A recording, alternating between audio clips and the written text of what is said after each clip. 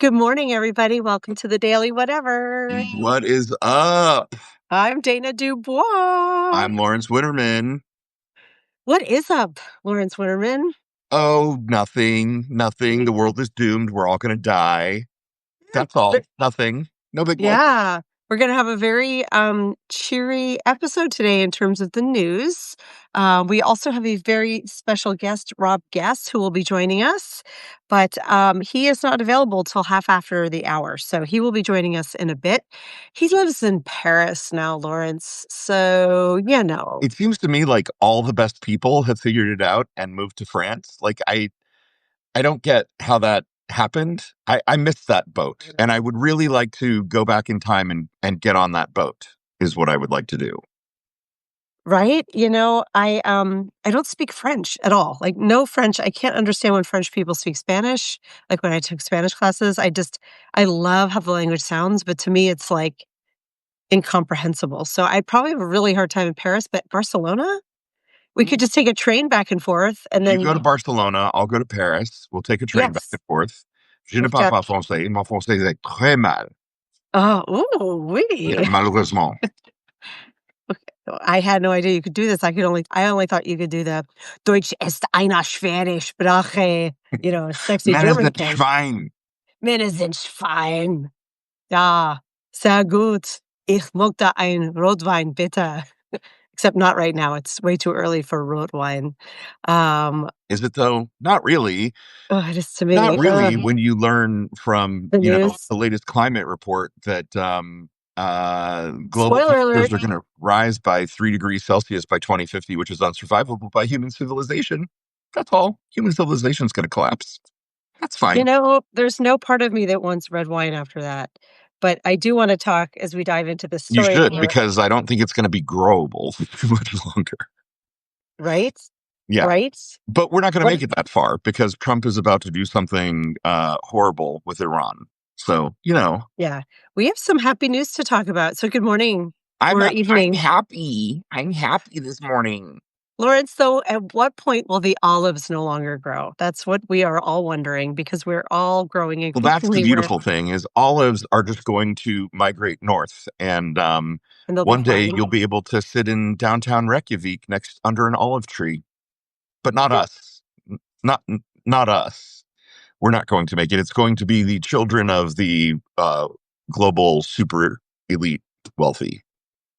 I see. That's why they're all building bunkers. Happy topic. Before we even jump into the news, I just opened Substack so I could go check the chat, which I need to do in a second here. But the first thing I see is a note from Lawrence Winterman, which always makes me happy. It says, it's talking about the fact that I don't even want to call her president, the fucking Cheeto in charge, posted to social media that everyone should evacuate Tehran right now. Yeah. Just get out. Solid advice for a city of like 9.8 million people in a metro area of like 17 or 18 million people. Like just evacuate Tehran. No big whoop. Everyone just flee to the countryside. That's entirely possible. Right. And first of all, can we talk for a second about an idiot leader who is leading by posting to social media like he's in middle school or something? Like the lack of propriety about sharing news or using social media to like massively sway the politics at the time. And not just in an influence way, but like there should be an official policy or statement from the White House, but instead it's a lunatic on the toilet using his phone. Right. Post whatever he wants. This drove me crazy the first term. His first term, part of me still really can't believe we're in a second term, Lawrence. I just cannot believe this is our reality again. So that's number one. Number two, what is he saying when he says evacuate Tehran immediately? Is he saying Israel's about to just decimate Tehran? So here's what I think. What is he telling us? Okay. Right. So he left the G7 early because he said he had to get back to Washington because of Middle East things, which, not true. He has a skiff set up. The president, wherever the president goes, whomever the president may be, when they travel internationally, they have a skiff set up in their hotel. Like they're always able to communicate directly with the generals and the most important, the apparatus of government Right. in an I don't know the incredibly word secure skiff. manner. I don't it's like I Secure compartmentalized information facility or something like that. It's so it's a SCIF. signal chat. It's a signal chat is what you're telling me. No. It's far more secure than it's like a I'm literal teasing. tent. Like they set up an EMP or Okay. an electromagnetic reflecting tent inside a hotel room, and they harden the hotel room and they sweep for bugs a billion times over, and they basically create the most secure information environment they can create. Okay. The windows are boarded up, like they can't you can't like read voices through window, right? Wendy said there's a Faraday cage, there's a Faraday cage. It's everything. Like it's fully A secure. Faraday He cage is had super that cool. in Calgary and pretended like it wasn't good enough and he had to go back to DC.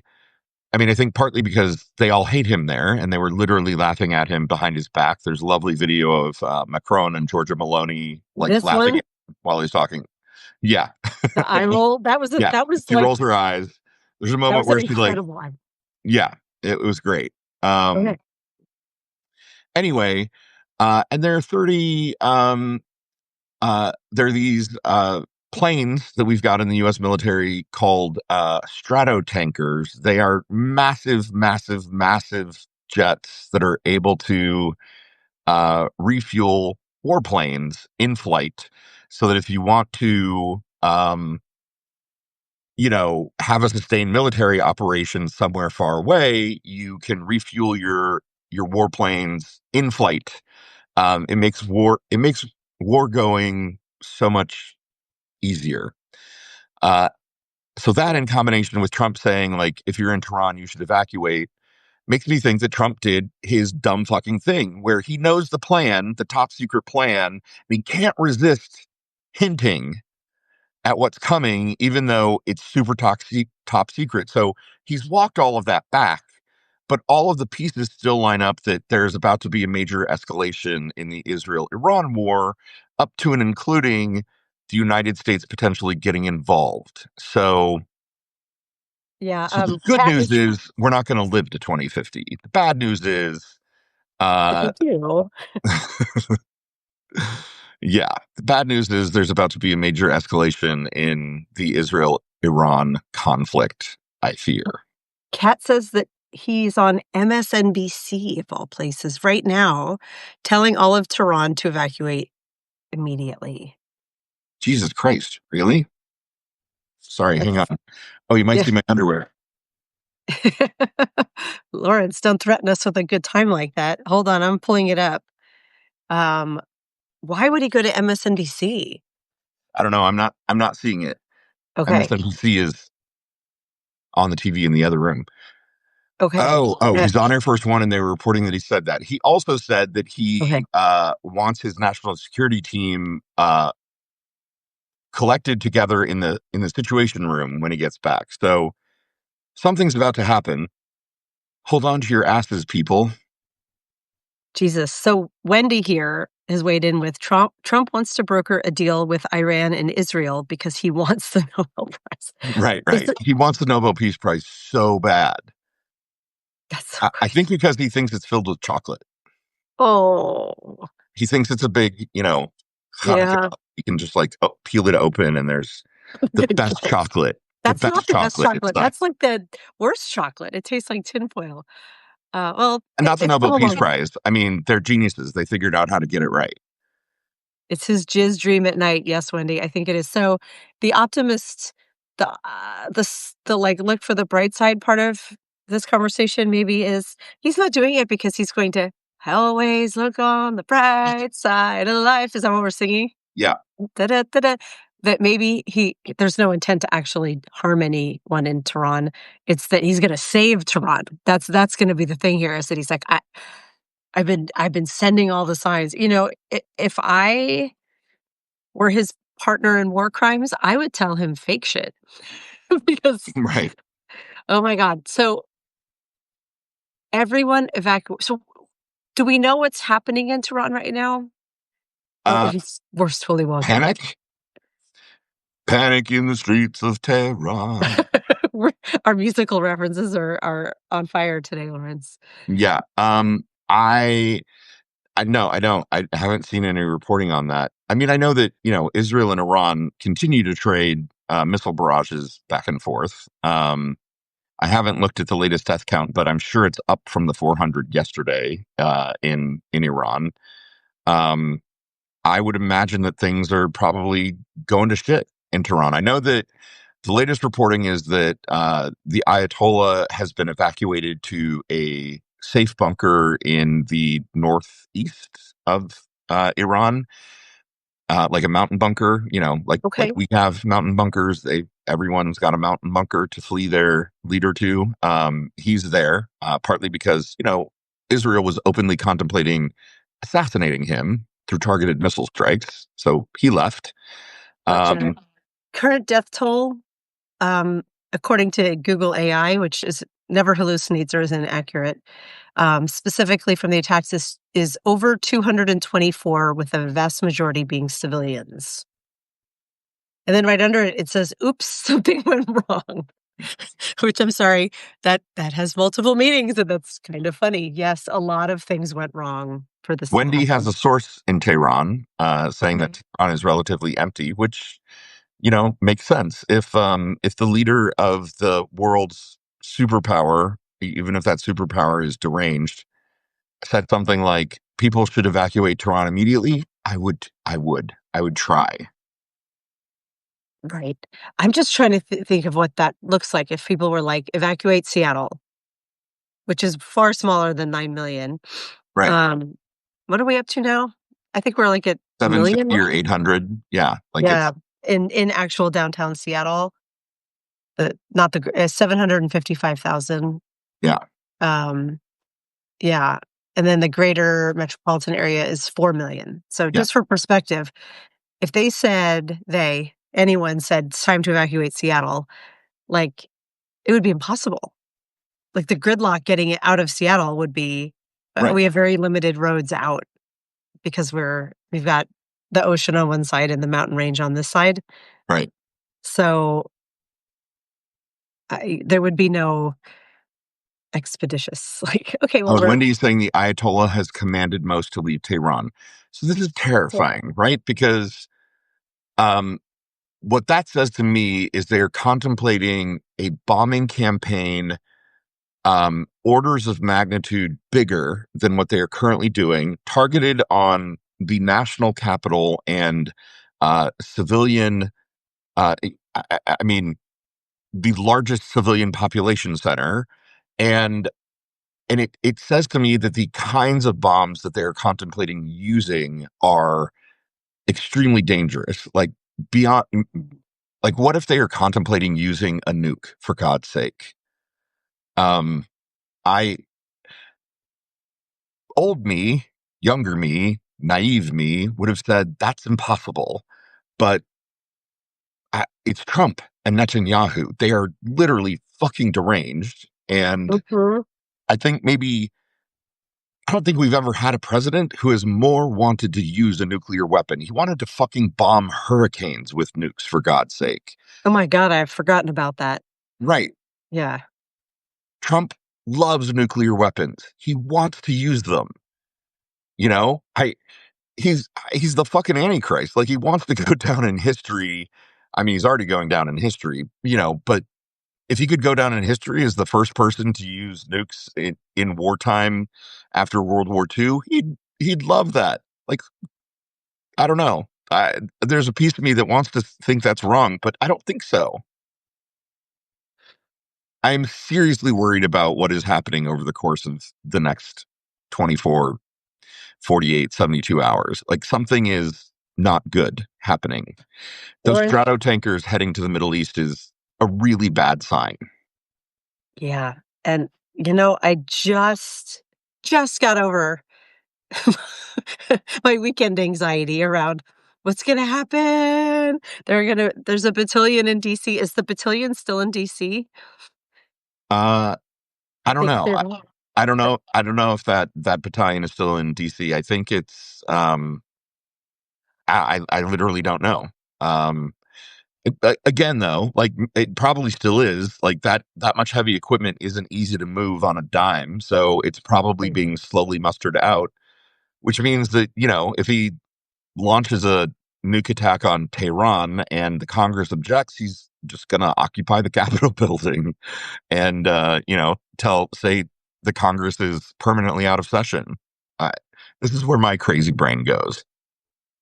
Yeah, and uh, we look around a lot of corners. We GenXy multi-hyphenates Lawrence, so the two of Yeah. us together are like, and so we did all this catastrophizing over the weekend events, which thankfully did not come to pass. Very happy to admit when I'm wrong, when that's the outcome, and now I'm like, oh my God, doing it again. Like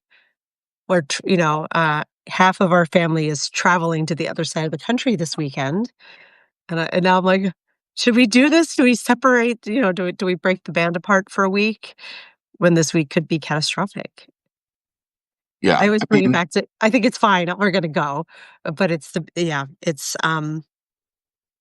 I am I the only one dealing with like trying to plan for potentially like the macro world when trying to make very small decisions like, do we go on this trip? Can my child go to college far away from home? You know, all of these things that to me are now all tied together because what if there is a war? Do you yeah. want your child 3,000 miles away or 6,000 miles, however far away Ireland is from here? Like, uh, I'm not making this all about me just to make it about me. I'm just saying, like, are all of us doing this at a certain level of like trying to I integrate am. what may be going on in the world with personal decisions? Like, don't do that, just live your life. Yeah. Easier said than done for like a certain type of overthinker, which I think, which I am. Like Yeah, I know there's a you to part of be me that you're natively worries about everything, and yeah, I can't just kind of compartmentalize it and put it out of my brain. I really wish that I could do that. If you could right, package that up in pill form, I would buy it from you for $1 million right now, Peter. right. I think it's called, like, Zoloft maybe, or Right. here's the question, Lawrence, I'm gonna shift the conversation a little. We kinda breezed over the fact that Dum Dum Pants left the G7.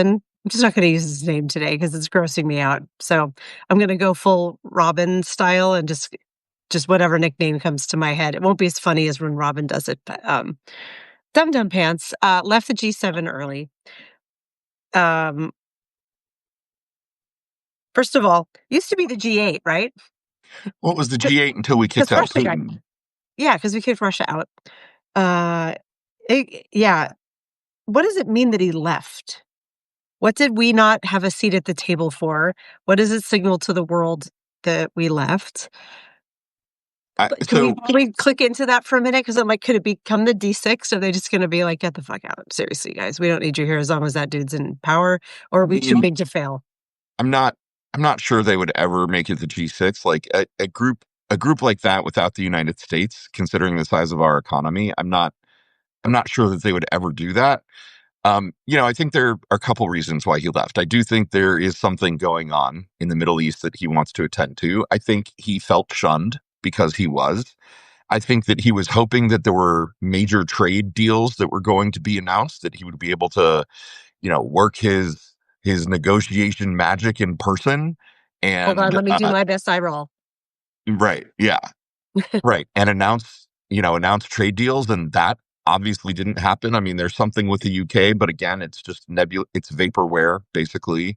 Okay.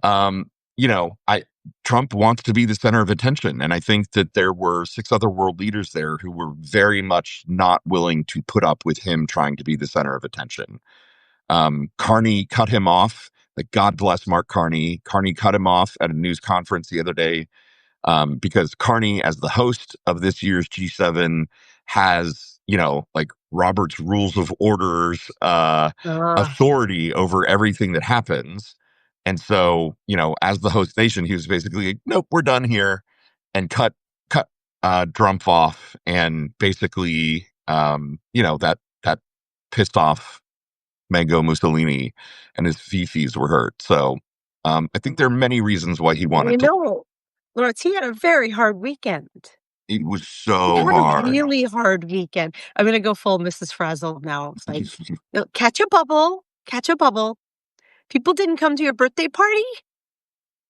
I'm sure he's sorry, I don't wanna take Mrs. Frazzle's routine away, and I really hope she does her little kindergarten teachings with, you know, a sad birthday party boy very soon because it will be very funny. But yeah, so he's already coming in feeling very sad.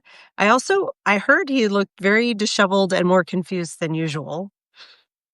Um that was in the news. I mean, I believe that, and also here's the thing: all of the postulation, all of the tea leaf reading that we try to do around Trump's physical and mental health and where he's at, the thing that I think consistently confounds is that he does manage to string a couple of words together intelligently, or not intelligently, coherently, quasi coherently at appropriate moments, right? Like I'm sure that he's being coached and prompted, but he does still manage to have on camera moments where he kind of sort of sounds like he knows what he's talking about. That And that's a very high bar for president, kinda, sorta. yeah, BJ, like the sound that you just made, was that the I which sound which sound, don't know. BJ? Yeah, which sound? I don't know. We'll find that out. Carry on. Yeah, I think uh He was just bored. He just wanted to leave because he wasn't the right. center. Honestly, like, I don't know.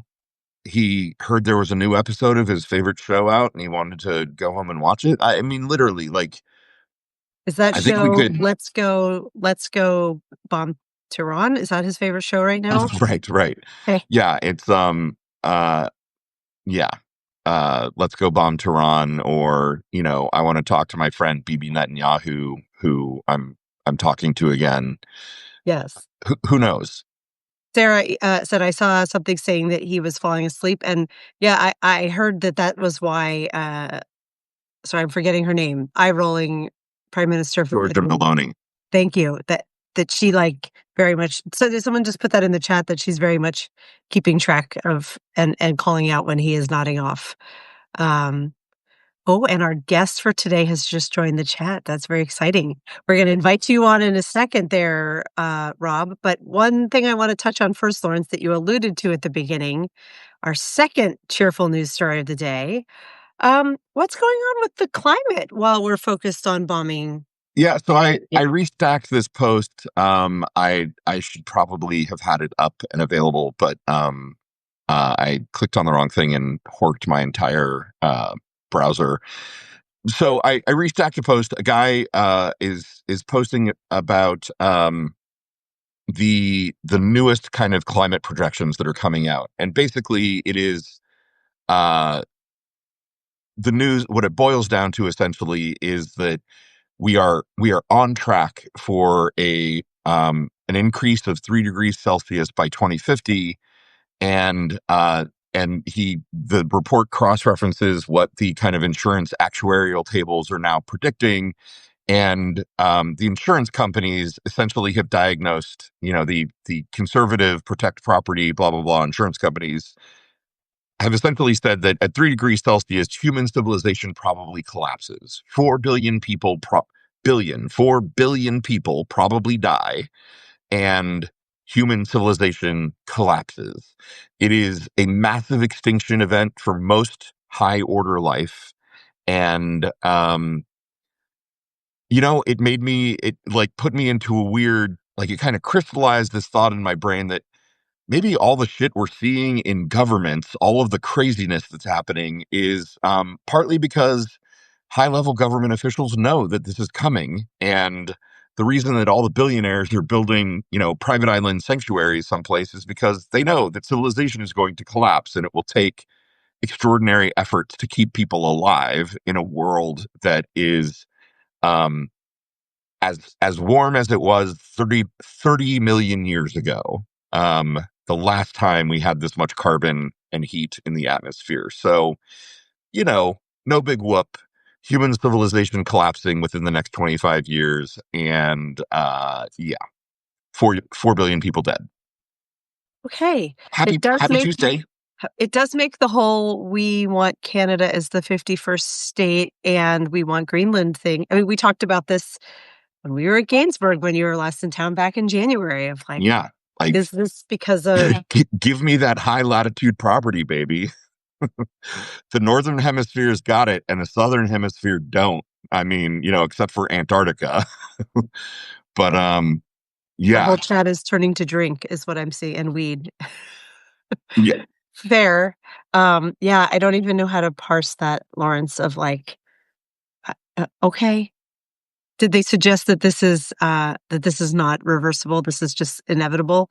Or were they like, so there's things we can still do? I mean, there are things we can still do, except that globally we don't have anything remotely like the political will to do them. The reductions in carbon that we would need to make would need to happen now, and they would be so massive that it would literally collapse the global economy. Like there aren't good solutions. We should have started on good solutions decades ago, and we didn't.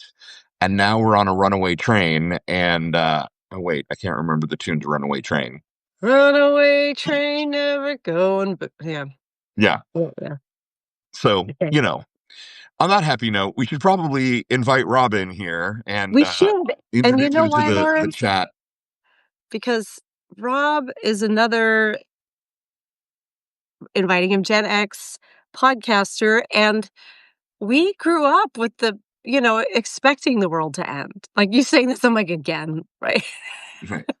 Any minute now. I hope the Russians love their children too. This is all going to end the day after. And so we talk about Gen X being the generation best set up to survive or adapt, et cetera, et cetera. Like, okay, is the world ending again? Great. Oh, oops, Rob, sorry. Yeah, you got to join on your phone. Sorry, we didn't tell you that. Oh, yeah. Okay. He's downloading Substack right now. Okay. Yeah, Robin is saying here, everyone grew up expecting the world to end. Like, these threats may be more legit. Do you remember? So this was a thing, and I think it happened when Obama was in office still, thankfully. But there was like a massive predicted date, maybe the Mayans, I think, Lawrence. It was in 2012. December of 2012. And it was like toward the very end of the month. Or maybe it was I can't remember the date, but at the time there was a date that was like called out of like, this is the end of the world date. And I remember I went and sang karaoke that night. As I remember being like, is the world really going to end? Is this really do I want to be at Molly Maguire's when the world ends? And I was like, yeah, okay. Yeah. So it's, that date came and went and I was so relieved. And I thought every now and then. Re-invite Rob. He says he's got it on his phone now. Okay, let me cancel that invite. Every now and then the thought crosses my mind of, maybe the Mayans were off by a decade or so. Like, it's still a pretty close guess. Okay. Right. Good job, you guys. 4,000 years later, you were only off by a decade. That's actually not terribly bad. I mean, how long ago did they make that prediction? What is up, Rob? Hey, how you guys doing? We're doing good. How are you? Other than the world maybe ending, Lawrence, we probably haven't spoken in about 45 years. Dan and I was about 37 years. So this is super fun for me. Yeah, absolutely. It's been a very, very long time. Good to you. It's a good you thing at least I recognize as somebody I went to high school with. Me, I look like Santa Claus these days. I'm not sure that you could. Hey, good. So everyone meet Rob Guess as stated. We all went to high school together back in South Florida, way back in the day, and through the miracle of social media, reconnected, and didn't sort of had an ambient awareness of one another for years, but never really had a conversation until a few months ago. Yeah. When Rob reached out to me and said that he was starting a podcast called GenX Crisis and asked if I would be a guest. And I was like, I would be honored to be a guest. And so I believe that episode drops or did drop today. It is live today. It's episode 3 and it is nice. fantastic.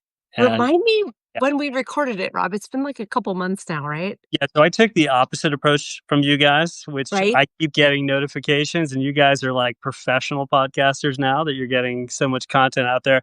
I'm taking a bit of the slower produced approach, and so we Yeah. are. I'm trying to go for sound. I want it to be a good listen, so to speak, and so a lot of editing. And so we've just released episode 3. I'm doing one episode a week, and you, Dana, are number 3. Nice. That is probably the smarter approach, Rob. Like Well, I don't we know. just kind of jumped in and we're like, we're putting on a dance in the barn. Come on, I know, but I everybody. have to say, like, I've been so busy producing this thing that I've been meaning to listen to your podcast, and I did over the last couple days. And while there is something about the live thing where you've got a group of people listening, it's almost like a predictable. I guess it's like new radio in some ways, right? Like It it, it a kind of very is. cool. We We're really originally lucky that we've got Yeah. an amazing chat. Like the folks in the chat are super fun and kind of take us to task and sometimes keep us on track and sometimes derail us. But it's a great, fun, interactive way to do it, I think. I love it. I love it. Yeah, we started out, we downloaded, got Descript, and we recorded a couple of episodes very carefully at home, and it was like, "Ooh, retake, didn't do that right." Yeah. And then we jumped in one day and went live and realized that, uh, for me now, not having the audience here is a completely different experience, and it is one where you can be more methodical, really Yeah. steer the messaging, be very professional, but, like, you'll see, you may what we do is we each have it open on the screen on our computers in front of us, so we can read, the chat more easily, but, we have a lot of the same folks who come back each day, and they're awesome. So, it is far more of a conversation, and, um, to me, it's an emerging way of storytelling and sharing news and, making friends, like, Totally. you will see everybody say hi to Rob. Go like him. You are gonna be on Substack, right? You're sharing your podcast I am there as on well? Substack. Yeah, so you can go to genxcrisis.com, and I put the Substack up there. Yeah, nice. Man, so much to promote these things, right? Like, it's like a full-time job. I've never had more fun doing it, and so it's been a bit of a labor of love the past couple months, and just 3 weeks ago, I put the first episode out, and so it's been a ton of fun and really great. Like, the best part about it, so just to give the premise for everybody, I really Yes. felt like I was having a midlife crisis, and we talked about in the episode, Dana, that we did together, that Yeah. crisis isn't the best word. It's more search for meaning, which is probably more aligned to our ethos around, yeah, what are we doing here? Like, what's the point? And I found myself really struggling. And I found myself in a place where I knew other people felt the same way, and maybe they weren't talking about it, right? Like, especially, I think our generation, even though I think we're more open to mental health support, like, there's still, I think, some stigma around it. And, the virality, like, do I want to admit I'm having a midlife crisis? Do I want to admit that I'm feeling older and struggling with that? But Right. I intuitively knew that other people were feeling that way. And my goal was really to reach out to people. And Dana, you were, as I said in the podcast, so inspirational because I was like, wow, if Dana could, like, at this point in her life, not pivot, but just get really out there and start writing about her life in such a profound and beautiful way. Like, yeah, I think I could put myself out there. Like, why not? And I will be honest and say I've been hiding in a big way in that regard. So, Mm. we all get caught up in our lives. I'm a parent, busy life outside of, my passions in terms of work and making a living. And yeah, I've just been hiding. So it's like, I don't feel like hiding anymore. So it's been a lot of fun. Rob, why do you think you were hiding? Like, why do you think that was the mode that you were in? Yeah, it's a great question. I think I was listening to one of your podcasts. I think it was Gen Excellent. I can't remember her name now. Oh yeah, Liz That's Lapointe. Liz She's here. LaPointe. She's on the chat today. Okay. Yeah, she Yeah, you guys were Hi, Liz. talking like there is something about our generation where we are a bit of dropout in some ways, right? Like, just like, I don't even want to be involved. Like, we can get into politics, and like, I just have this feeling like, wow, I just don't even want to go there. And yet I know I have to, right? So I just felt, I think personally, Lawrence, it's a great question. I felt a bit overwhelmed by life and carrying it and I'm a fairly sensitive guy. I didn't feel like sharing what I was carrying because I felt like it was very visible to others. Right.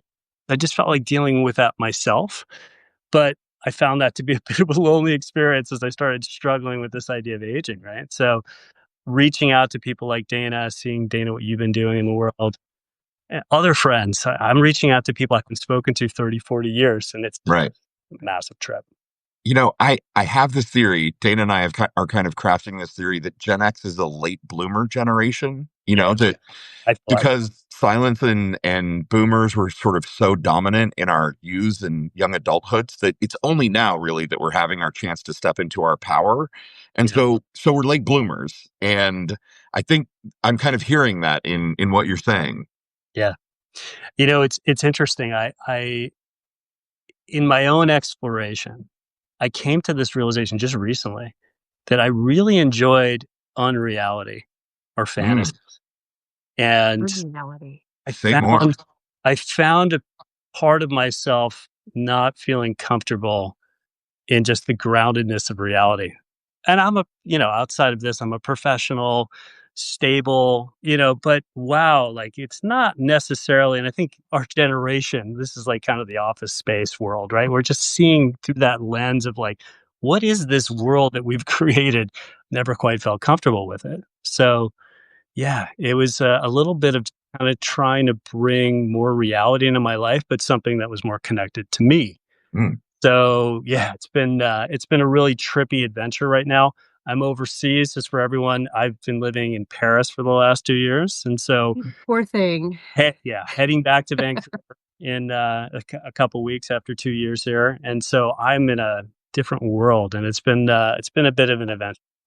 nice.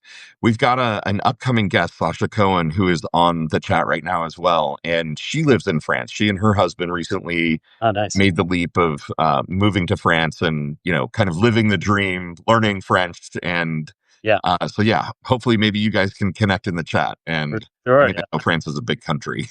It is, and it actually ties into what I was saying around, like, we all have the Emily in Paris view of, right, like, of what France and Paris is. Oh, Right. fucking Certainly show. Americans have that, and, I spent before we moved here, I was in Canada for 11 years at a house in Vancouver, and, yeah, I thought I was a lifelong Francophile and spent 2 years here, and I think that's been part of my understanding of myself is to go through this experience and go, wow, I thought Paris and France was one thing and it's still great. And I have a new appreciation for it. But wow, it tore me up a little bit. Just kind of that fantasy dream of what I thought this place was versus what it is. Not in a disparaging way, but just kind of wow, I didn't quite know that it was the way it is. Right. What did you expect and what was different? I've spent like a few days in Paris only, and I was newly pregnant, so I couldn't drink wine or eat stinky cheese, and I felt sick. So I really need a Paris redo, and I'd love a vicarious thrill through your experience.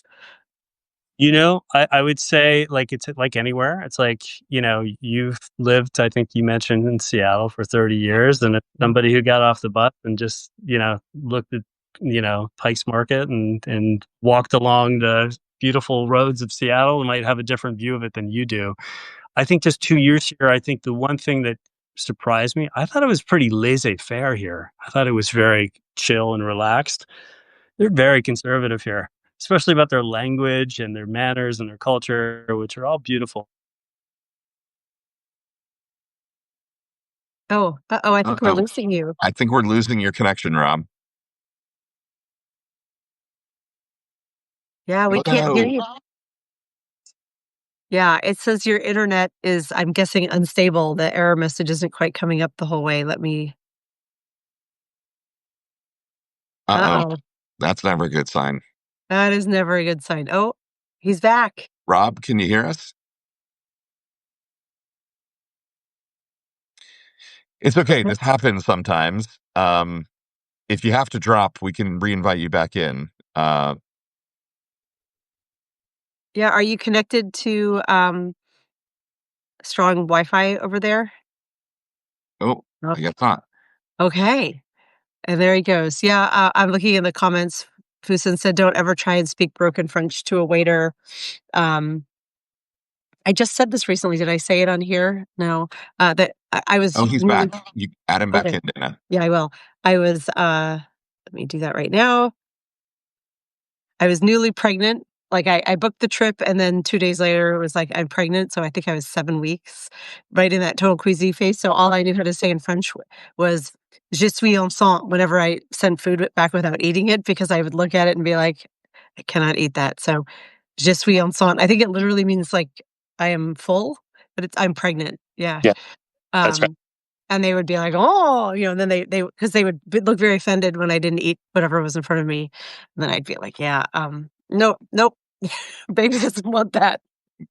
It was a terrible place to be newly pregnant, Paris, I but I bet. would love to go back. I would love to go back. What's the best part? Like, either an anecdote you have or just a happy memory or an overall thing you love about Paris? Let's hear something I good. love a lot about Paris, so I don't want to send the wrong message. It's a great city. I would say the walking. There's no better place to walk on earth than this city. It's just an amazing place to walk, and it's just about anywhere in the city. And so we've done a lot of walking, which has been fun. We have 2 dogs here, which has been fun. And so I've got a 10-year-old, and yeah, we've just done a ton of walking. Nice. Did That you is learn the amazing. language? Yeah. Did you learn the language in your wandering? Do you speak French now?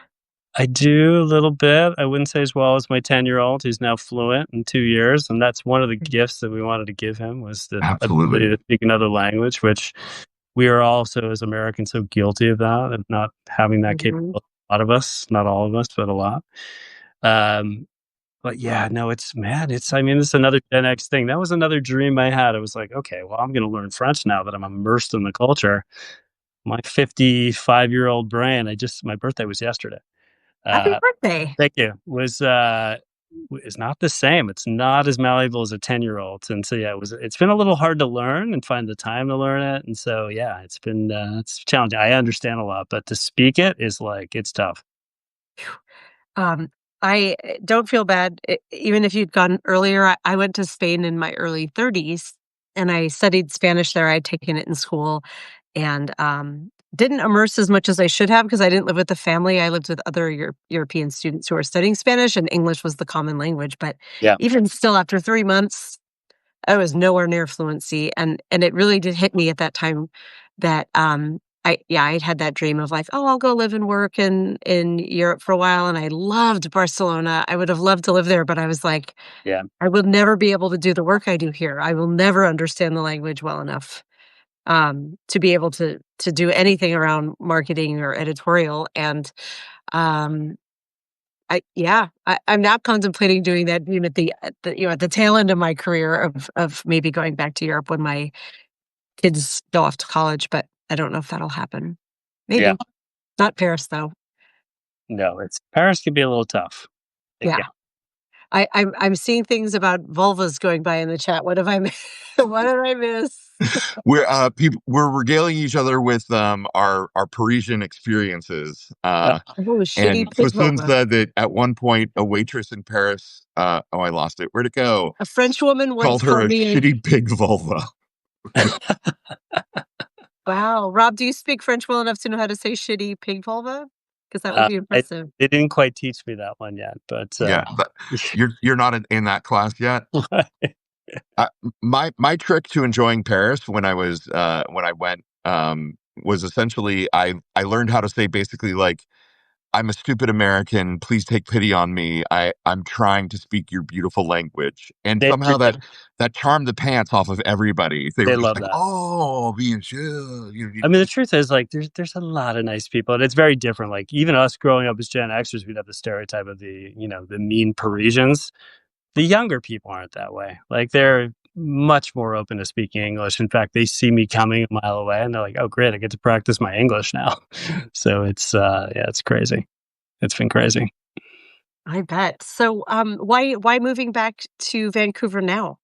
Did you always have a 2-year plan, or was there a reason to We had a 1-year plan, Dana, and it turned oh, into 2 years. I could And see how that could happen. we rented our house out, so it's time to go back and enjoy what is not the 51st state and never will be. And I Mhm. say politically too, it's wow, Canadians are not. impressed at all. And nor should they be. it's going to be really interesting. It's going to be really interesting to be back because the friends that we're talking to are just like, they've never seen Canadians so angry, right? This is not an angry culture. Right. No. And so fired up to be Canadian, it seems. I'm so here for it. Robin, our resident Canadian, says we are in fact not impressed. Yeah. Canadian say that. Yeah. They're really, really pissed, right? I mean, it's just crazy. We're all hi. McWawa's here. We've got everybody here today. Holy cow, you've got a good crowd, Rob. You've got a great crowd here, Rob. Awesome. Do you want to go? Go ahead, Dana. I was going to ask, this is a very un-GenX question. What are your goals for GenX Crisis? What will look like success this time next year? Do you know what the best part about this project is for me? And I'm actually, so like, there's this idea of, hey, I'm having a midlife crisis. I'm searching for meaning.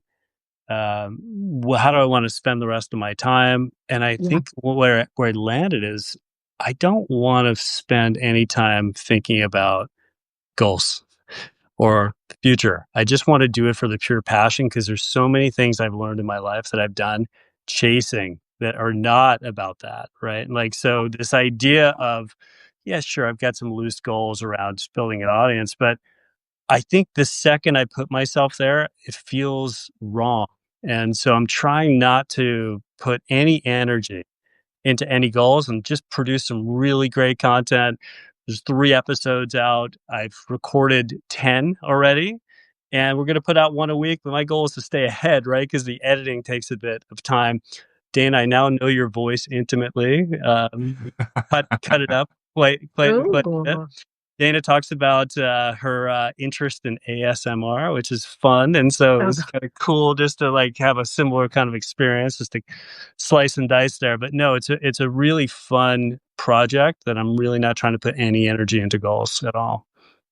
I'm looking up to this. Thank you. First of all, you did ask me what my most millennial attribute or interest was. And I said probably ASMR videos to help me fall asleep at night. I listen to them sometimes at work when I need to block all the background noise, because I cannot listen to music while I work because it's too foreground. I'm trying to find where can I find our podcast? Is it shows.acast.com? Doing the math. Oh, I think I found it. I don't know if this is your preferred location though, Rob. Yeah, it's on your Substack. It's on all the podcast platforms, so it's on Apple Podcasts. It's on. Okay, so you can tell. I start so early here, Rob, that I have not done I haven't really even checked my own Substack. So yes, I barely. All you have to do is search GenX Crisis on any of your favorite podcast platforms, and it's distributed everywhere. And so it's been fun. I am seeing a lot of people download it and listen to it, which is really rewarding.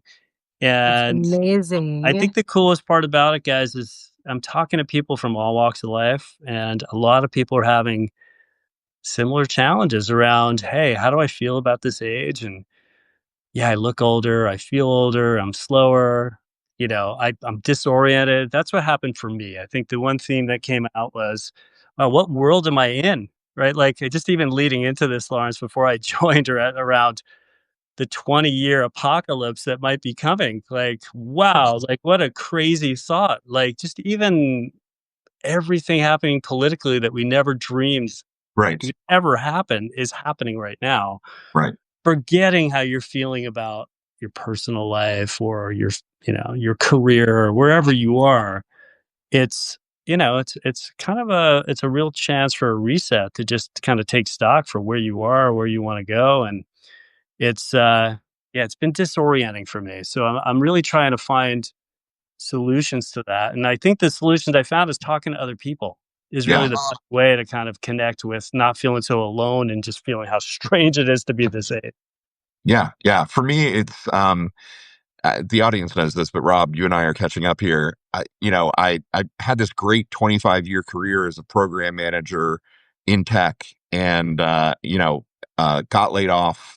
Actually ended a contract 11 months ago, and I've been unemployed for 11 months, right? And through no fault of, like, I've applied for 700 jobs or something, and moved back to Indiana to be near my family, to be near my mom as she's getting older. And so it's just, for me, this weird tumult of, I'm not on the West Coast anymore. I'm Yeah, living in the Midwest, near my family, which is great, but I'm unemployed and feeling like I'm just done. Like no one is ever going to hire me again I know. because, I present as an old man.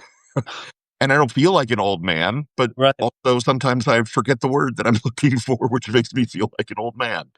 Right. And it makes you think like, wow, do I even have to, obviously you got to make a living, but Right. guess what's so interesting to me is, and younger people know better than we do, is do we have to find the same career, or are there other pathways, right? That are more rewarding. And, I grew up, I think, Dana, we talked about this in our episode too. My parents were very much, well, you have to be realistic. So that voice like kind of plays in my head, right? Totally. We were Yep. imprinted to think, go to college, start a career, stay in the same career, build a career, make Yes. money, Yes. retire. This Right? it's exactly this. We Yeah. were programmed. We were trained in a Yeah. way that just isn't the way the world works anymore. Totally. Totally right. And so, like, there are people that are younger than us. They're like, we're not going. I'm really suspicious about the unemployment numbers because I think there's a whole group of young people that are like, I'm making like 10, 15 grand a month selling digital PDFs of wallpaper. Like, people are Yeah. finding make money. We're not wired to think that way because we weren't brainwashed to think that way. Right. Right. So it is. I don't want to send, unlofty goals out for anybody in the world, but like there's other ways. And I think just even starting to ask yourself those questions, you send out 700, right? Like you start maybe asking somebody, is this the only path? Like Right. keep I'm going that path, I'm not laughing at you, Rob. I'm sorry that our chat, There's drama in the chat. we had someone new. Do you know Steve No, Andreessen? Steve is a totally new person joining our Yeah. chat, and he said, "I'm moving on until I hear you talk about something other than you." Fuck you, Steve. Bye. Oh, Okay. Well, so hey, everybody's yelling at He him. didn't mean you, Rob. I'm pretty sure he meant us. hey, you know Right. what? It's all good. It's all good. Are we not You know what? talking about anything other than ourselves? Because I I don't feel know. like We there's talked lots. about climate crisis. We talked We about could Iran and Israel. We're we talking could to talk about our dear friend about his life in Paris. I guess that's not good enough for Steve. He's very discerning. now we're talking about Steve. So Right. Yeah, We that's are. what he wanted. He wanted us to talk about it. This is only the second time we've had a troll in our comments in our vast month and a half careers as podcasters. So I it's gotta always tell been you, it was so funny because we talked a lot, Dana, about comments. yeah. Like you wrote this beautiful piece about getting comments, from some of your work. And wow, like I have now decided, I was like, well, how are people going to find out about this podcast? This is great, right? It's like a friendly audience and super grateful for it. And I was like, I think I'm going to start making short form videos and just experiment for one reason. One reason is obviously to get people hopefully to listen to it. But the other reason was to put myself out there again and just the discomfort of being 55 years old making YouTube and TikTok videos. So Your I've been videos are doing so that. pro. I But gotta tell you, Yeah. I did this jokey thing a couple yeah, weeks ago where I ate some blue cheese olives on a live, and pretended like I was making love to them because they were so good. And did like olive ASMR, and it was ridiculous and dumb, and it was so much fucking fun, and people loved it. it's I did amazing. it again So yesterday. be crazy, like live your I did. video Yeah. fantasy, man. I've been doing it for a month. So I've been experimenting, get like 100 views here, 100 views there. I put out this video and all I said, I'm in Eastern France around a holiday. I make this video in like 5 minutes. And I said, Gen X, how are you feeling? Like really feeling physically, mentally, leave a comment. Somehow it went viral. It got 90,000 views and like 2,000 comments. Nice. No, Wow. it's On what not channel, like for the Rob? ego, whatever, but like it isn't even like that. It's more like the comments were like, holy, there are people that really are feeling the same way I was. It was almost like a market research study in some way, right? It was Yeah. validating to hear that people Wow. were like, Yeah, I'm really tired too, man. And yeah, mentally I'm sunk. Like I need help. There was a lot of feedback all over the world of people because this thing just kept going.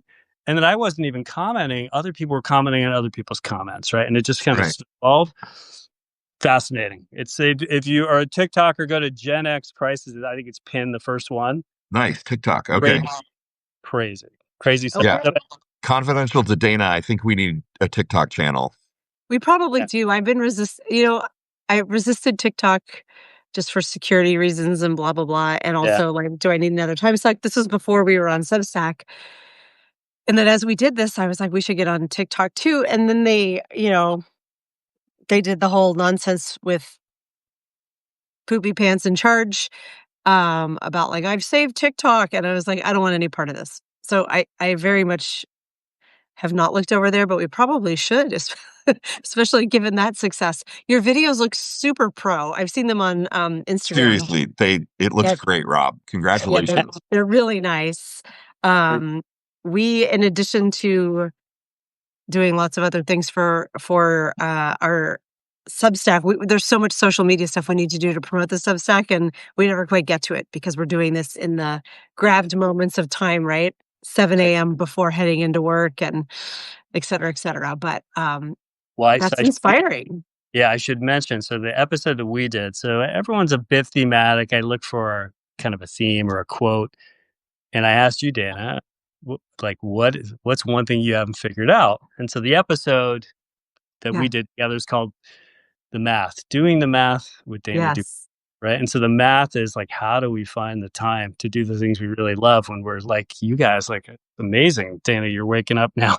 I guess, Lawrence, you're off the hook that you're not on Pacific time zone right now, but wow, 7 a.m., right? That's not Every day. 7 a.m. and you're doing this. It's really amazing.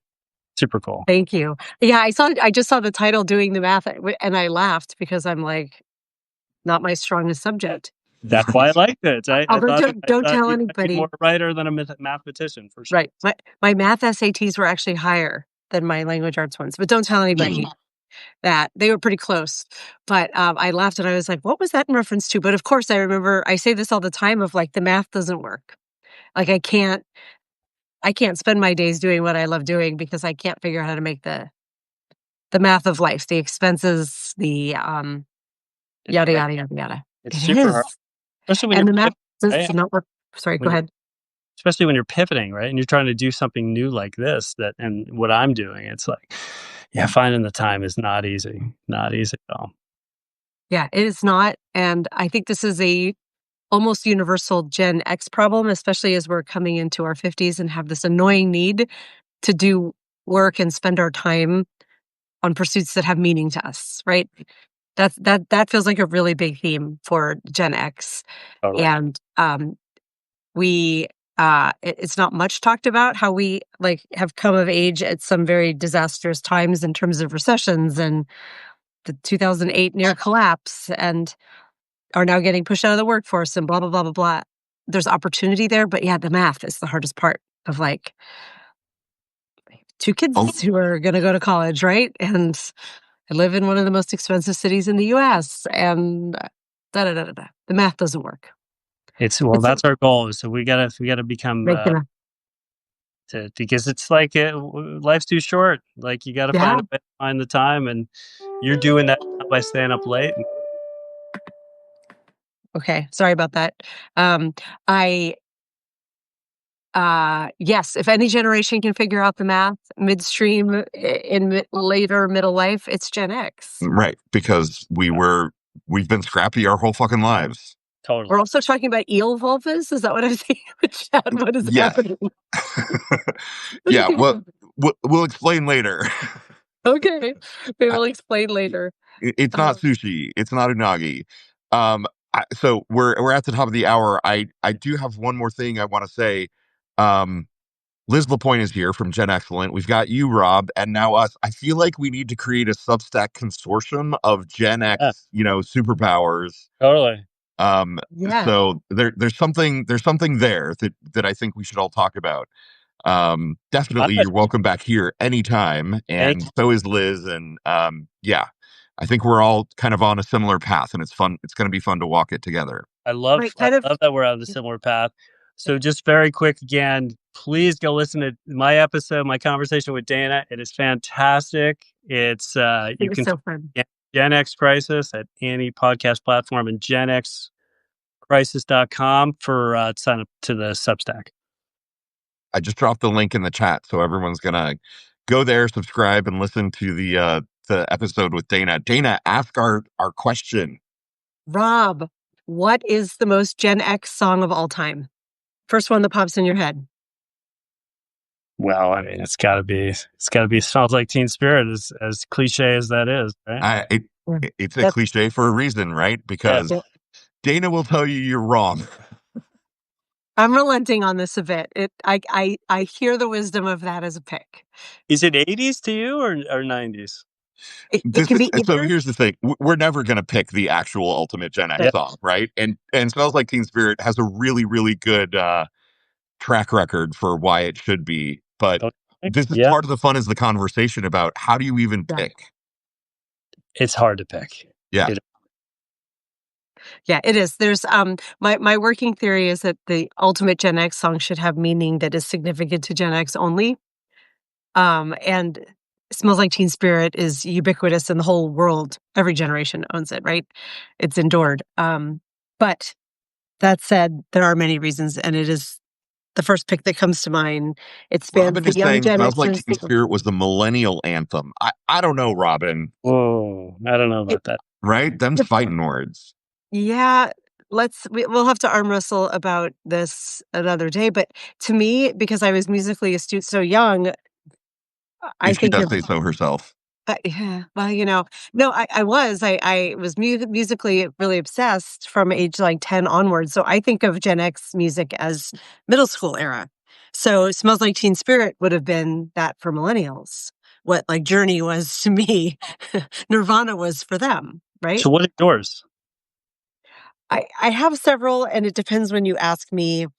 And I think we're eventually going to pull together a compendium of these. But the first one that comes to mind for me is usually "Tainted Love," because I feel like that's a song that any Gen Xer, you put that on and they're like, whoa, like you perk up and you recognize, like, it takes you back.